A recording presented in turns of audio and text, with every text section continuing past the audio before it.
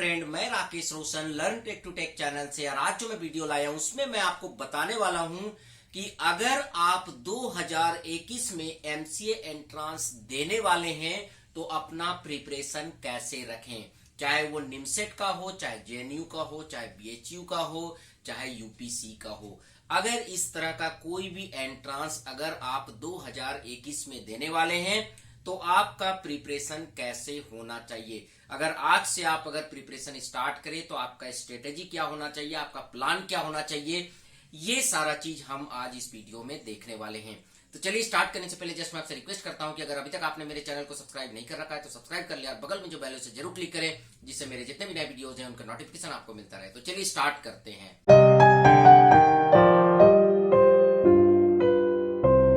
दोस्तों, ये सभी लोग जानते हैं कि अगर कोई भी एंट्रांस एग्जाम क्लियर करना है तो उसका प्रिपरेशन हम जितना पहले स्टार्ट कर दें उसे क्रैक करने के चांसेस उतने बढ़ जाते हैं। मतलब आप जितना पहले से प्रिपरेशन स्टार्ट करेंगे, ठीक है, उतना आसान होगा उस एंट्रांस एग्जाम को क्लियर करना। यहां पर देखा गया है कि अगर आप एमसीए एंट्रांस देना चाहते हैं, खास करके निमसेट, जेएनयू, बीएचयू, इस तरह के एंट्रांस एग्जाम देना चाहते हैं तो इसके लिए 1 साल का प्रिपरेशन सफिशियंट होता है। हालांकि कुछ लोग तो 6 महीने 4 महीने पढ़ के भी निकाल लेते हैं, बट 1 साल का जो समय होता है वो सफिशियंट होता है, जिससे कि आप एंट्रांस पे भी ध्यान दे पाते हैं और अपने ग्रेजुएशन पे भी ध्यान दे पाते हैं, जिससे कि आपका ग्रेजुएशन में भी अच्छे मार्क्स आ जाते हैं और आपका एमसीए एंट्रांस भी क्लियर हो जाता है। ठीक है, तो इस पे हम लोग आज बात करेंगे कि आज से क्या स्ट्रेटेजी आपको अपनाना पड़ेगा। क्योंकि अगर हम आज की बात करें तो अभी क्या चल रहा है, अप्रैल, और जनरली जो है निमसेट, बीएचयू, इन सब का जो एग्जाम होता है वो अप्रैल मई में होता है। तो नेक्स्ट ईयर भी ये अप्रैल मई में होगा। कुछ एक ऐसे एग्जाम है जो मार्च में होते हैं, नहीं तो ज्यादातर एग्जाम जो है वो अप्रैल मई में होता है। इसका मतलब पूरा का पूरा 1 साल आपके पास है।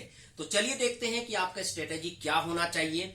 सबसे पहले यहां पर अगर आप देखेंगे तो किसी भी एमसीए एंट्रांस में मैथमेटिक्स का इंपॉर्टेंस सबसे ज्यादा होता है।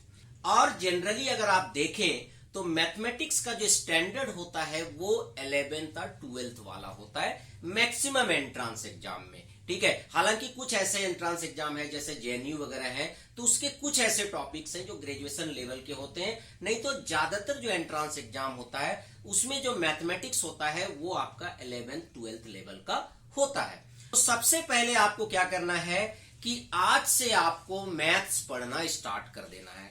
अब आपको लग रहा होगा कि सर हम किस किताब से मैथ पढ़ें, तो अभी आपको कोई भी मार्केट से किताब नहीं लेनी है। अभी आपको अपने 11th और 12th का जो मैथमेटिक्स है, चाहे वो एनसीईआरटी का हो, चाहे आरडी शर्मा का हो, चाहे और भी कोई बुक हो जिसको कि आप पसंद करते हैं, ठीक है, उस बुक से आपको 11th 12th का मैथमेटिक्स पढ़ना है और अपने कंसेप्ट को स्ट्रॉन्ग करना है। ठीक है, इंटीग्रेशन के कंसेप्ट को स्ट्रॉन्ग करना है, आपको जो है ट्रिग्नोमेट्री के कंसेप्ट को स्ट्रॉन्ग करना है। तो आप जो है सिलेबस देख लीजिए, निमसेट के क्या सिलेबस है, जेएनयू के क्या सिलेबस है, बीएचयू का क्या सिलेबस है, ठीक है, यूपीसी का क्या सिलेबस है। इन सब सिलेबस को देख के आप जो है जॉट डाउन कर लें कि मैथमेटिक्स के क्या क्या टॉपिक हमें पढ़ने हैं और उन्हीं चैप्टर्स को 11th और 12th के बुक से पढ़ना स्टार्ट कर दे, कोई भी बुक से।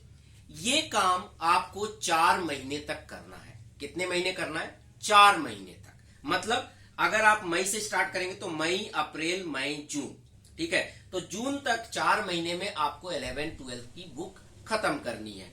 हाँ, कुछ लोग हो सकते हैं कि सर मैं तो 4 महीने में नहीं खत्म कर पाऊंगा, तो मैं उनको बोल दूं कि मैक्सिमम 6 महीने में तो खत्म करना ही है। ठीक है, मतलब मई, जून, जुलाई, अगस्त, सितंबर, अक्टूबर, मतलब अक्टूबर तक आपका 11th और 12th का जो मैथमेटिक्स है, ठीक है, जो भी टॉपिक जो कि एमसीए एंट्रांस में पूछे जाते हैं वो आपका खत्म होना चाहिए 11th और 12th की बुक से। अब इसके लिए आपको कोई कोचिंग करने की जरूरत नहीं है। बहुत सारे ऐसे ऑनलाइन प्लेटफॉर्म है जहां पर आप 11th 12th का जो मैथमेटिक्स के कंसेप्ट है उसको समझ सकते हैं।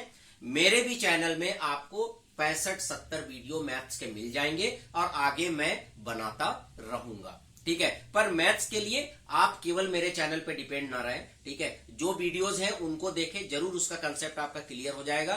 ठीक है। पर बाकी जिस टॉपिक्स के मेरे वीडियो नहीं है उसको आप बुक से पढ़ें, या फिर और कोई ऐसा यूट्यूब चैनल है जो आप जानते हैं तो उससे आप पढ़ सकते हैं, ठीक है। तो मैथ्स आपको ऐसे करना है। अब आप पूछ रहे होंगे सर रीजनिंग और कंप्यूटर अवेयरनेस का क्या होगा। तो रीजनिंग और कंप्यूटर अवेयरनेस के लिए मैं लगातार वीडियो बना रहा हूं, ठीक है। तो आप मेरे जो है प्लेलिस्ट में जाइए, वहां पर रीजनिंग का प्लेलिस्ट है, उसमें ऑलरेडी अभी जो है करीब करीब मोर देन 30-35 जो है वीडियोस हैं, उसको आप देख सकते हैं। और कंप्यूटर अवेयरनेस का भी मैं वीडियो बना रहा हूं और लगातार मैं इसे बनाता रहूंगा। तो आप इन सब चीजों को देख के आप रीजनिंग और कंप्यूटर अवेयरनेस का प्रैक्टिस कर सकते हैं। साथ ही साथ कोई भी एक फंडामेंटल कंप्यूटर की बुक आप ले लें, उसे आप पढ़ते रहें। और रीजनिंग के लिए मेरे वीडियोस को देखने के साथ साथ थोड़ा बहुत कुछ कुछ प्रैक्टिस करते रहे, पर आपका पूरा कंसंट्रेशन मैथ्स में होना चाहिए, ये मैं आपको बता दूं, ठीक है। अब 6 महीने के बाद क्या करना है, अक्टूबर के बाद क्या करना है। अक्टूबर के बाद आपको क्या करना है, एमसीए एंट्रांस के बुक्स लेने हैं, ठीक है।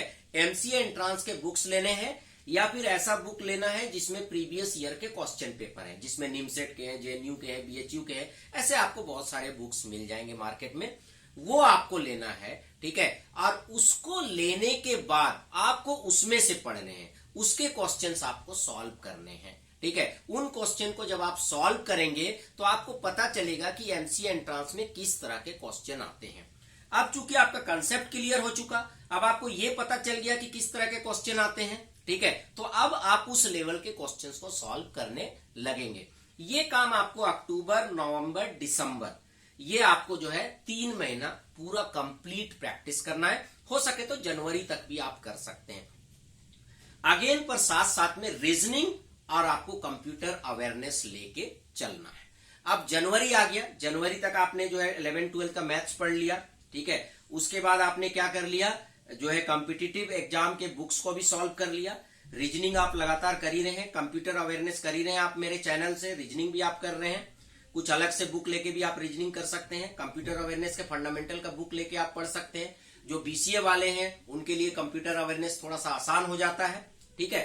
अब जब जनवरी आ जाएगा तो अब आपको इंग्लिश की बुक लेनी है, ठीक है। और थोड़ा सा इंग्लिश का धीरे धीरे प्रैक्टिस करना है, पर इंग्लिश के लिए अपने अंदर दबाव ना डालें, ठीक है। जैसे निमसेट में जो है इंग्लिश के जितने क्वेश्चन आते हैं उसमें से अगर आप 2-4 भी सही कर दिए तो सफिशियंट है, ठीक है। ऐसा नहीं है कि इंग्लिश आपको सारे सही करने। और आप जो है कहीं से अगर कुछ सेट मिल जाता है, ठीक है, जैसे होता है ना प्रैक्टिस सेट मिल जाते हैं, ठीक है, मैथ्स के, रीजनिंग के, इसके लिए बहुत सारे ऐसे कोचिंग सेंटर्स हैं, उनको आप जो है कंसल्ट कर सकते हैं, ठीक है। उनसे केवल प्रैक्टिस सेट ले सकते हैं, वो काफी जो है सस्ते में दे देते हैं, ठीक है। आप 2-4-5 लोग मिलकर भी ले सकते हैं और उसको आप प्रैक्टिस करें। और साथ ही साथ प्रीवियस ईयर के क्वेश्चन पेपर, प्रीवियस ईयर का कम से कम आप ये सोच लो कि एमसीए एंट्रांस के जितने भी प्रीवियस ईयर के पेपर हैं, specially NIMCET, JNU, BHU, DU, इन सब के कम से कम 10 साल के पेपर हमें सॉल्व कर लेने, ठीक है। इतना कर लेने के बाद सफिशियंट है। तो ये पूरा करके ये आपको लास्ट के 3 महीने आपको प्रैक्टिस करने हैं, फरवरी, मार्च और अप्रैल, ठीक है। तो इस तरह से जब आप तैयारी करेंगे तो 100% है कि आपका कोई ना कोई अच्छा एमसीए एंट्रांस निकल जाएगा। अगर आपने मैंने जितना बोला इतना कर लेंगे तो आपको तो एनआईटी में एडमिशन पक्का है, ठीक है। पर आपको 1 साल तक कम से कम रोज 2 घंटा आपको एमसीए एंट्रांस के लिए पढ़ना है, कम से कम 2 घंटा, ठीक है। तो अगर आप 2 घंटा लगातार 1 साल तक पढ़ लेते हैं एमसीए एंट्रांस के लिए, तो आप आराम से निमसेट, जेएनयू, बीएचयू, इसमें से एक तो आप क्लियर कर ही लेंगे। और हो सकता है कि सारे एग्जाम आपका क्लियर हो जाए, क्योंकि मैंने देखा ऐसे कुछ स्टूडेंट्स को कि उसका एनआईटी भी निकल गया, जेएनयू भी निकल गया, बीएचयू भी निकल गया, ठीक है, क्योंकि लगभग सबकी तैयारी एक जैसी है। चलिए फ्रेंड, यही मैं आपको बताने वाला था ताकि आप अभी से अलर्ट हो जाए। तो चलिए फ्रेंड, आई होप कि आपको वीडियो पसंद आएगा, अच्छा लगा तो लाइक करें, शेयर करें, कमेंट करें, और अगर अभी तक आपने मेरे चैनल को सब्सक्राइब नहीं कर रखा है तो सब्सक्राइब कर लिया, बगल में जो बेल है उसे जरूर क्लिक करें, जिससे मेरे जितने भी नए वीडियोस हैं उनका नोटिफिकेशन आपको मिलता रहे। Thank you and good bye.